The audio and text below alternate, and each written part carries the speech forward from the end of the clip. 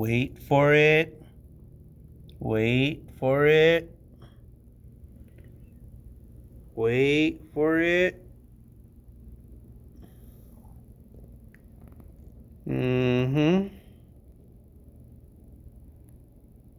This is what I got going on today. So we have some front seats here that the leather is shrunk up and torn and ripped. I'm going to be duplicating these seats. So let's go. Let's get a closer inspection of what we're dealing with here. So it looks to me like there's quite a bit of shrinkage going on here on the leather. Not so bad on that side.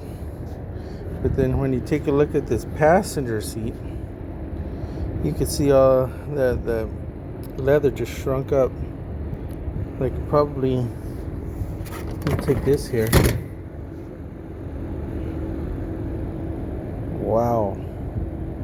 Wow. Okay. Now we know what we got to do, right? We'll get through this just like we get through everything else. This is what it looks like when you explode a seat.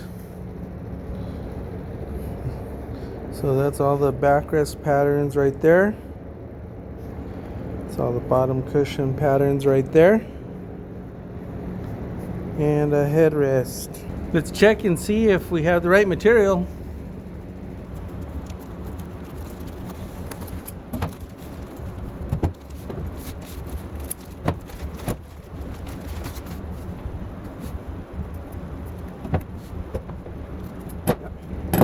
Yeah.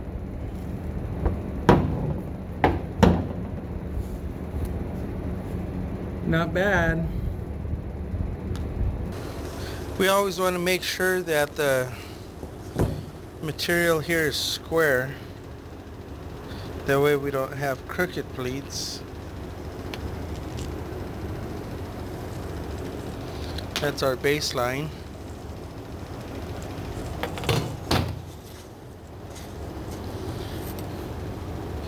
So I'm going to start at 3.5 inches for the outside.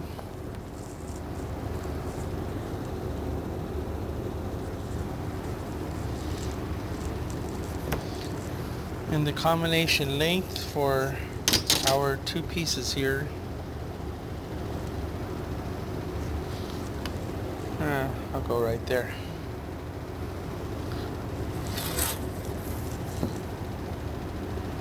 Let's go ahead and make our first line that we're going to base the rest of everything else on.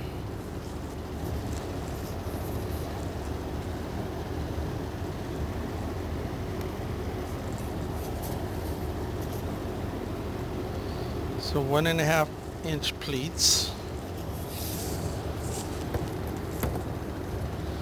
Go ahead and mark it off.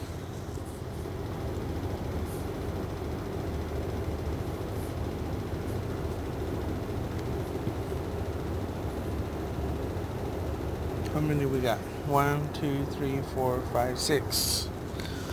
3, 4, 5, 6 plus 3. See what that looks like.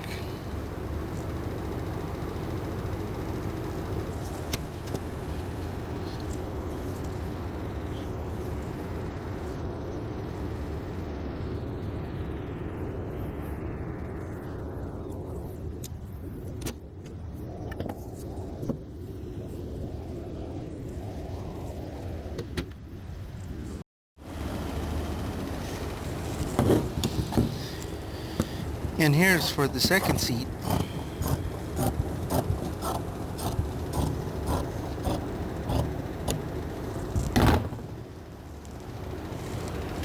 And the rest of the material is going to go on the shelf, I guess.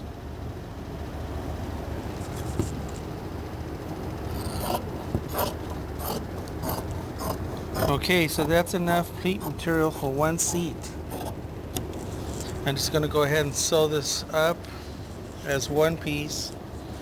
Later, I'll split it up into the two for the bottom cushion and the backrest inserts.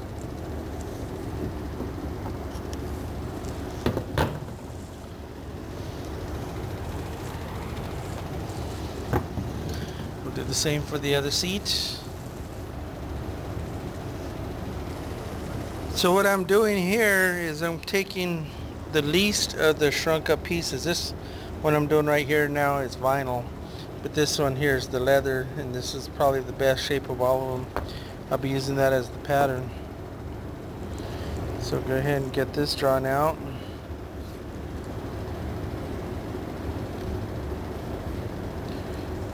So this is technique number 738. So usually whenever there's like a folded over top stitch like this, when I mark out the pattern, I'll mark out where it's folded, and then I add about an inch for that fold.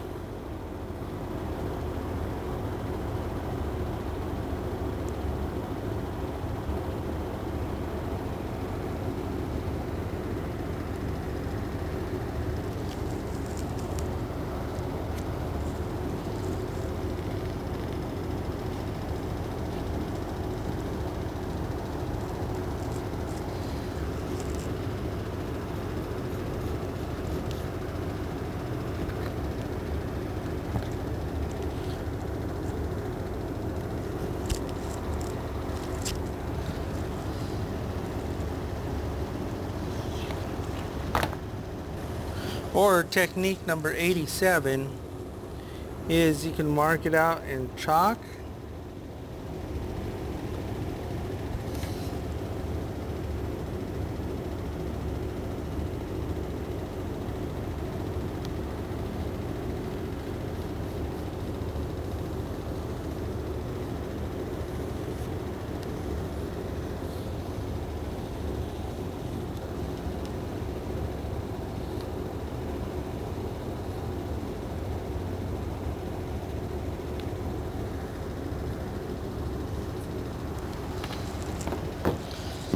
And what you do is you cut it out.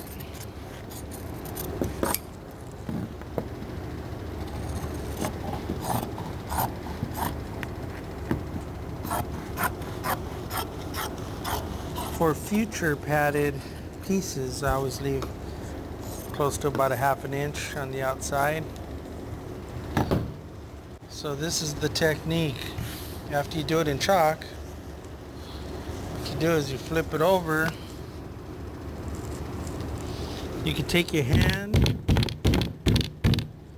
or you could take your yardstick, tap it real good like this, and it makes an opposite.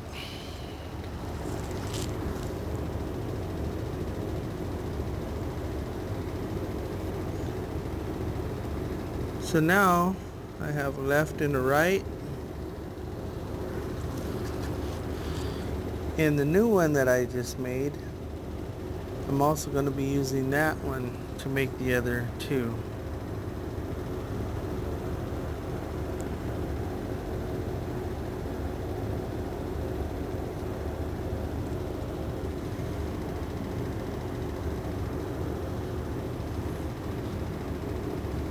So we'll do the same.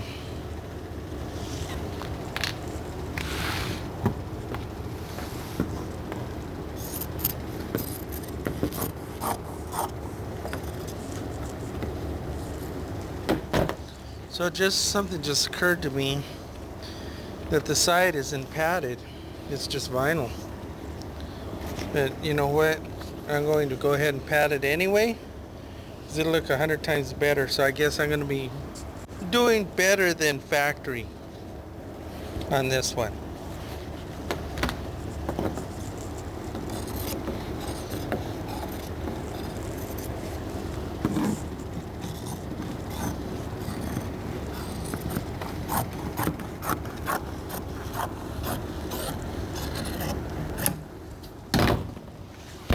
So now I could take the one that I just made, flip that over,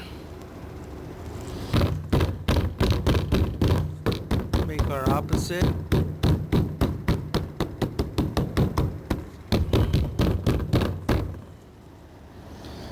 Now we're going to have 2 lefts and 2 rights.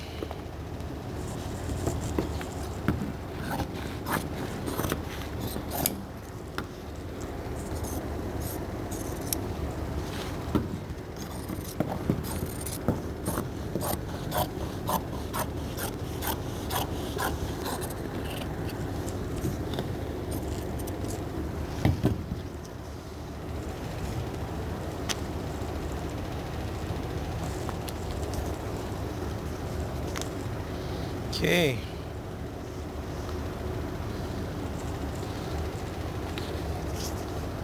So I got to make another one of these. So I'll take this one here, flip it over.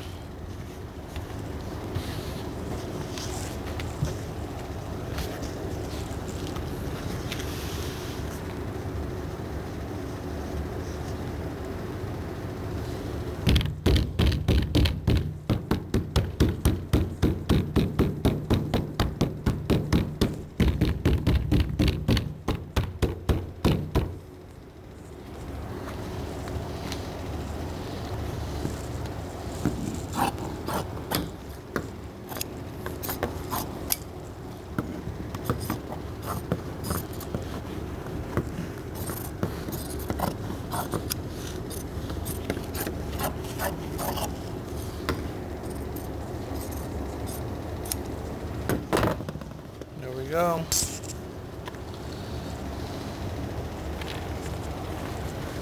Now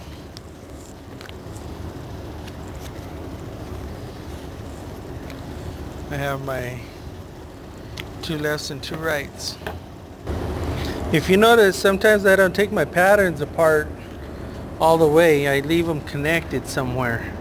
So that way, later on, I can refer back to this when I go to put something back together, and I can see even, and then with my little reference notches here, once those line up, when I go to sew it back up again, everything goes back together the way it's supposed to go, with no guessing. Not having to put a jigsaw puzzle together. Well, that would be technique number 34. It's way down there on the list because it's one of the most important. Okay, so now we'll go ahead and make this one.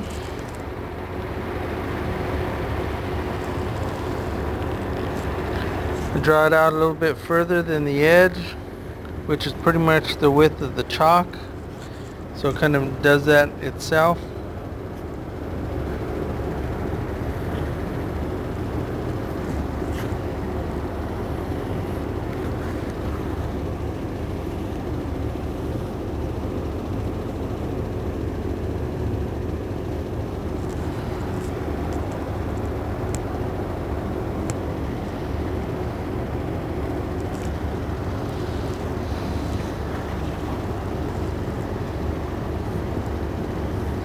We're going to do the same.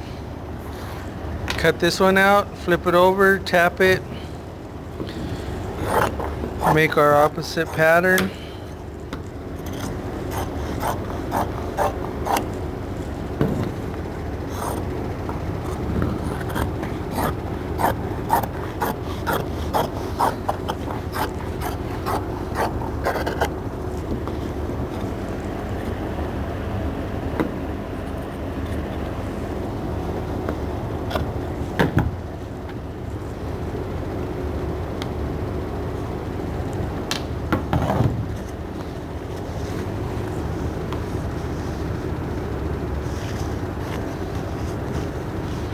Well, it's not going to fit there.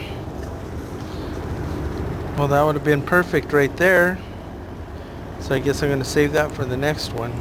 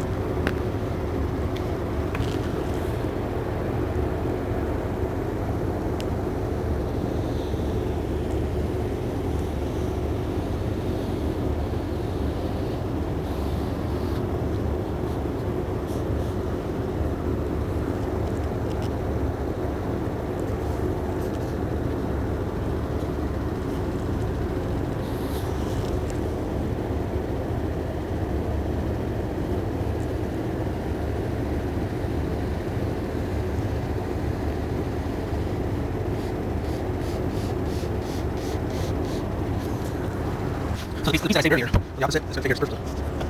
There it is. Always try to maximize your yield so we don't have so much waste. Materials get expensive, and you don't want to come short. These need to be material.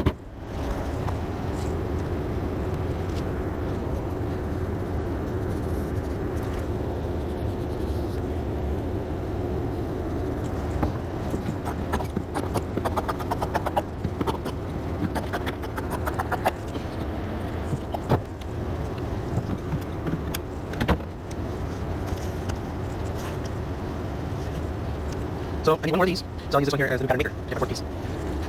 Looks like I'm getting it out of here. That way I don't have so much waste.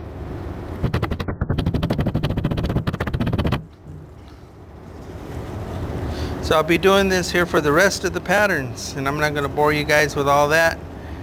So I'll get that handled. So the last technique in this segment is technique number 24. So 24, if it's that low of a number, you know it's really important. So you always take your waste and your small scraps, you pick them up right away, put them directly into the trash. You don't leave them on the table, you don't throw them on the floor. Just go right to the trash. It's a good habit. Well, here's the headrest patterns, and here is the bottom cushion patterns all foamed up and glued. Next is all the backrest stuff.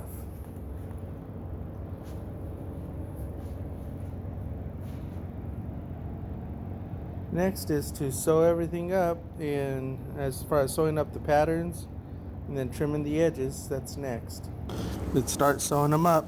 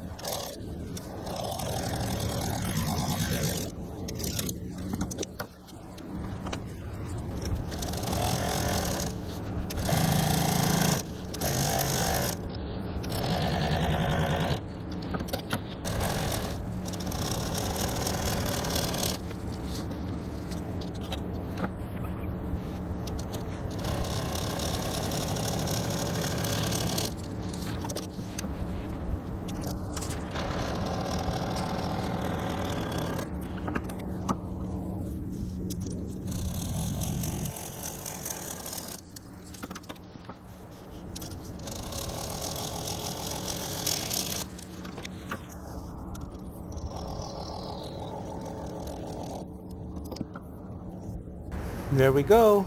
So I'm going to continue sewing all of these pieces, but I'm not going to bore you guys with sewing all the pieces.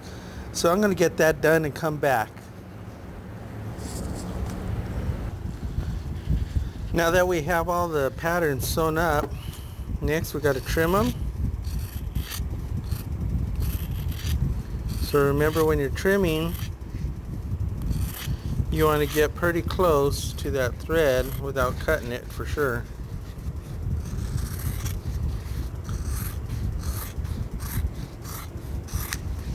So we're going to do this to all the pieces.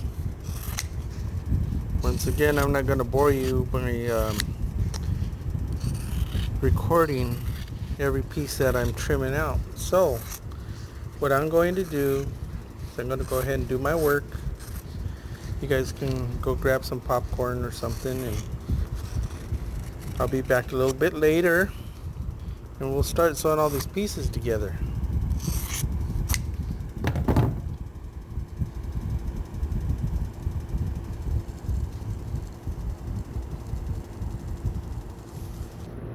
So one thing to remember as you're cutting these out Remember the little white marks that you made here for your reference points, for your notches? You gotta remember to cut those out too.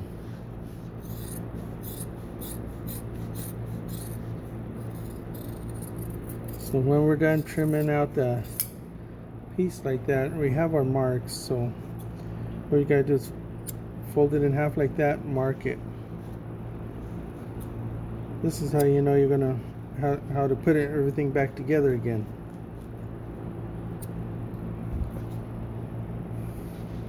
Just like that.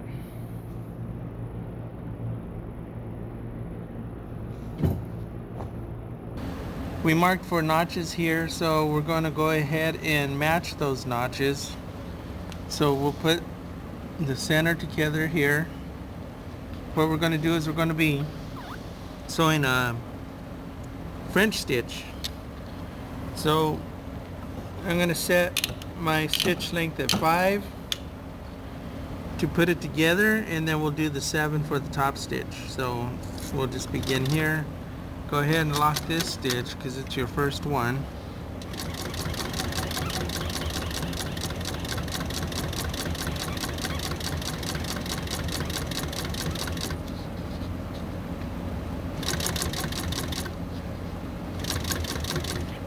So we're going in pretty far because we need that back flap for the French stitch.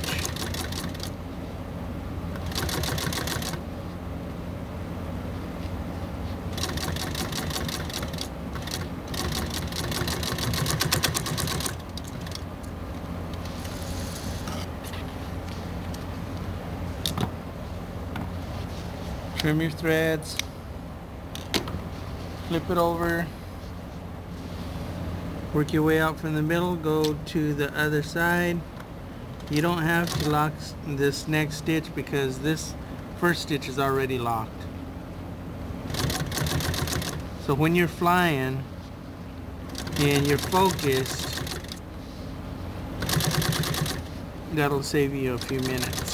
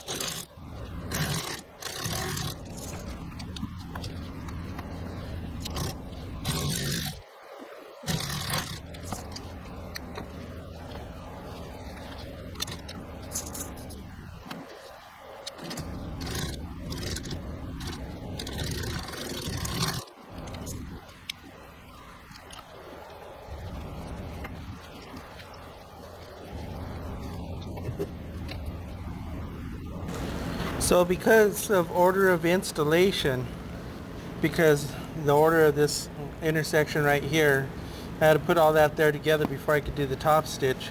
So what I decided to do is I decided to leave this undone here in the front, which will relieve a lot of the pressure when I'm doing this top stitch. If that was actually connected, you tend to work a little bit harder. So that's technique number 49. So technique number 49 is you don't have to work so hard if you can work smart, or the other way around. You've heard that before. Anyway, I'm trying to relieve, not have so much pressure and stress on this corner while I'm sewing. So this eliminated a lot of that. So here we go. So before doing your top stitches like this one here, you want to do it all the first time. You want to do it all right the first time. So make sure you check your bobbin. Make sure you have enough on there, which I do, because we don't want to run out of bobbin in the middle of a French stitch, let me tell you.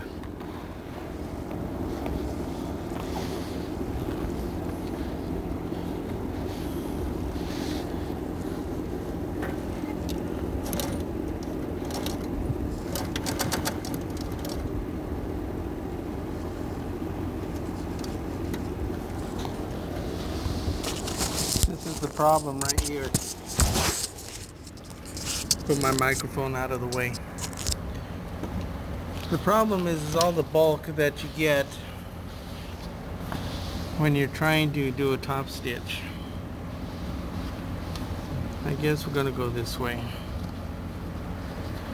So the way I do it is I go off of the right side of the seam. Make sure I have it on my number 7 stitch.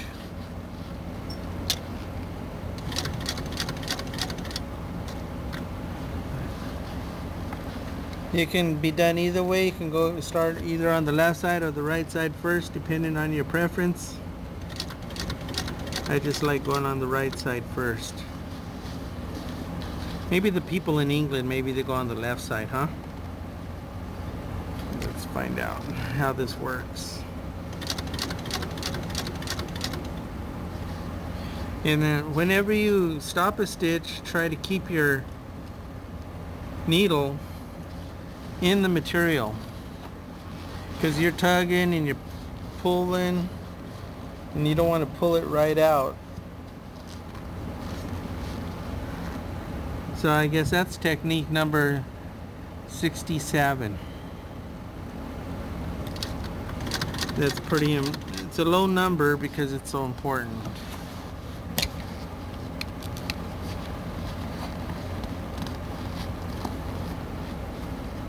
Okay, so we're just gonna go all the way through.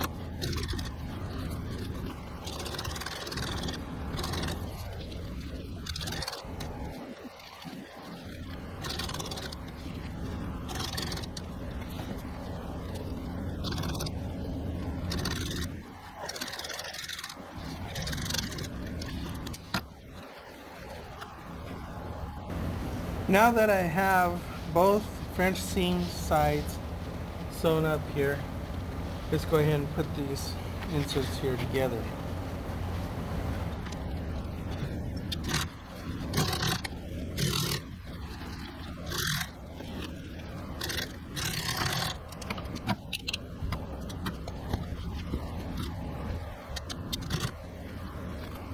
Technique number 29. Always check your work. Make sure everything looks like it's supposed to look. And I guess this one here, other than what I'm going to do for listing, I think I'm just going to end up gluing it down. Some of you might have noticed that there's a piece of white foam in here. So what that is, that's original from the original seat. And the reason I put that back is because of this cushion here in the middle. Right here, it has a particular shape to the foam, so it's thick in this area and then it goes thin in this area, thin in this area. So it's impossible to duplicate on a flat piece of foam. So it's a lot easier just to use the original. There's nothing wrong with it. It's just fine. So you got to keep something original in the car somewhere. On to the next one. So I'm not going to bore you guys with a backrest unless if I find something that's notable that you might want to know about. So I'm going to start sewing that one up and then I'll be back later. Technique number 1322. is I'm going to be doing a French stitch. I know I'm going to be doing a French stitch on this seam right here. So what I usually do to get rid of some of this bulk is I will take my scissors and I'll cut right next to that thread like that, get rid of that bulk. It's amazing what happens when you go to sew these two together, and now without the bulk, this is going to fold back real nice like that. This is the reason why I always leave one seat intact, because of the order of installation of each panel. So by studying this backrest here that I left intact, I didn't tear it apart, is I was able to see that the new one, the way it goes back together is that seat insert goes in last, because I have to do this. I've got to do the French stitch right there. So it's a lot easier to do the French stitch, remember earlier, without all the pressure and resistance of having everything all sewn together and then doing the French stitch last. So what I try to do is the French stitch first. So in order to do that, I'll go ahead and sew the pieces together for the French stitch, and then I'll do the seat insert panel last.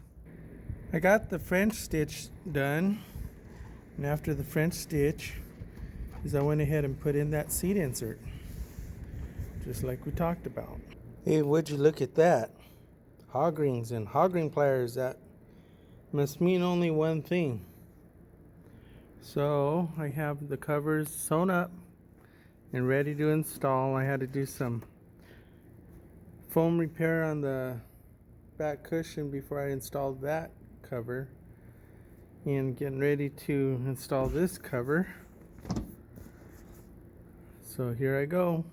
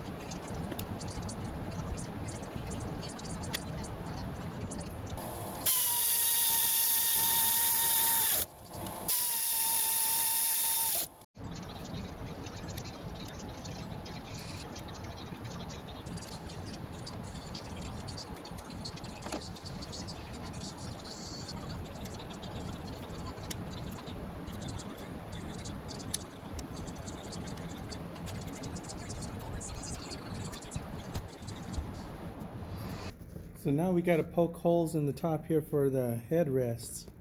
But where are the holes? Well, let's reverse engineer this one. So you can see the tubes right here. I'm just going to take this and mark it right there. Do the same on the other side.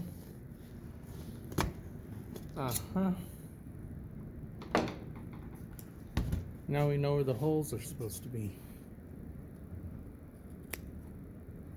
No guessing. We never want to be guessing, right? What is strange about these is there's this little tab here that fits in a notch, and when you do that, it looks like it's on backwards. When I first initially took it apart, I thought that was backwards because the angle is wrong. But I guess that's how it goes.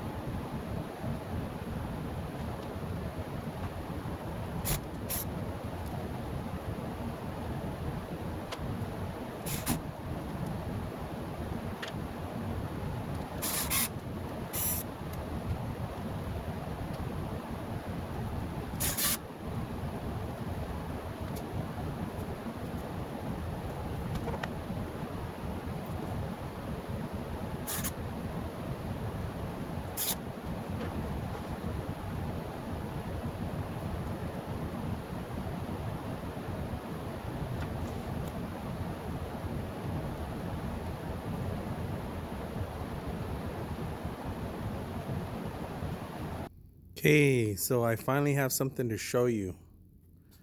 So really, here is the before, and here is the after. Okay. I see. Well, I have most of the seat cover for the other seat already sewn up, so I just got to finish some fine details and install the cover on this seat, get them back in the car, get the car back to the customer.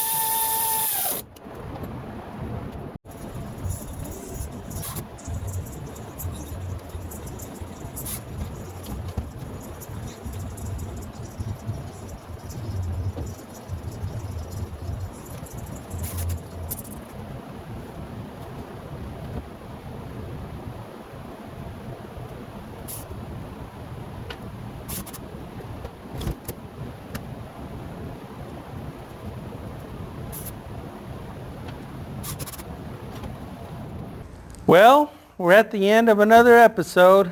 Got a couple seats done for my customer. Matter of fact, about 20 minutes ago, I just got a phone call from her.